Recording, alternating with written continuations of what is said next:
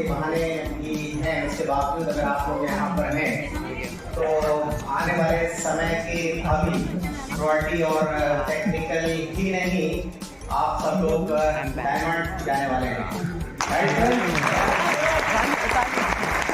मेरा नाम जलालुद्दीन है और पहले पेशे से मैं एक अध्यापक हुआ करता था। पहले मैं बच्चों को पढ़ाया करता था, थोड़ा प्रमोशन हो गया है तो मैं बड़ों को पढ़ाने लगा हूँ, राइट सर?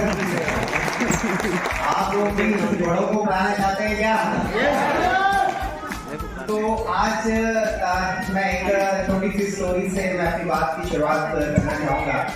कुछ हमारे पास प्रोफेशनल ट्रेनर्स भी हैं, कम समय में मैं चाहूँगा कि आप लोगों को कुछ ऐसी चीज़ देके जाऊँ कि ठंड में गर्मी का एहसास हो जाए, राइट? करना चाहते हैं? एक बार क्या होता है कि एक शिष्य अपने गुरु जी के पास पहुँचता है और उनसे पूछता है कि सफलता का मंत्र बताइए।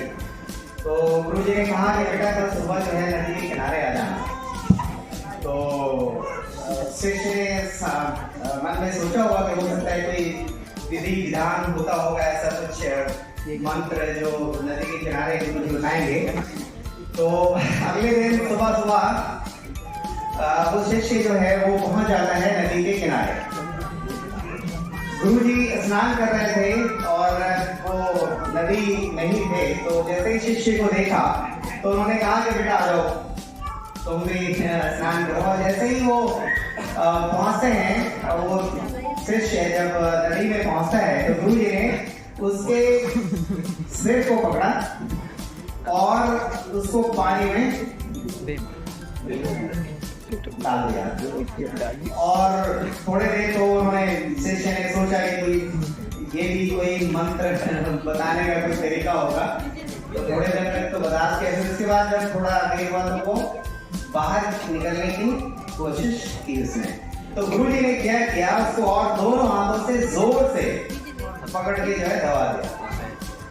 जब शिष्य को ये लगा कि बेटा तेरा ब्रह्म नाम सत्य हो जाएगा अगर तू बाहर नहीं आया, तो उसने अपनी पूरी ताकत लगा के पूरी क्षमता के साथ बाहर की तरफ जो है पूरे जोर लगा के बाहर निकला। गुरु जी को उधर दूसरी तरफ फेंकते हुए वो बाहर आया और एक गहरी सांस ली, राइट? और एकदम से भागता हुआ वो नदी के बाहर आ गया और नाराजगी के शब्द उसके जुबान पे थे और वो कह रहा था गुरुजी से कि गुरुजी अगर तुम्हें कोई सफलता का मंत्र नहीं आता है तो मुझे मारने की क्या जरूरत है? ऐसे बता देते हैं कि आपके पास कोई सफलता का मंत्र नहीं है। गुरुजी बाहर आते अपनी शांत मुद्रा में और उससे पूछते हैं कि बेटा तुम्हें क्या पसंद है? तो उसने बताया कि गुरुजी मुझे रसगुल्ला पसंद है। और क्या पसंद है? तो उसने बोला कि गुरुजी मुझे जो है मर्सिडीज बेंज गाड़ी पसंद है। ठीक है, बोला और क्या पसंद है?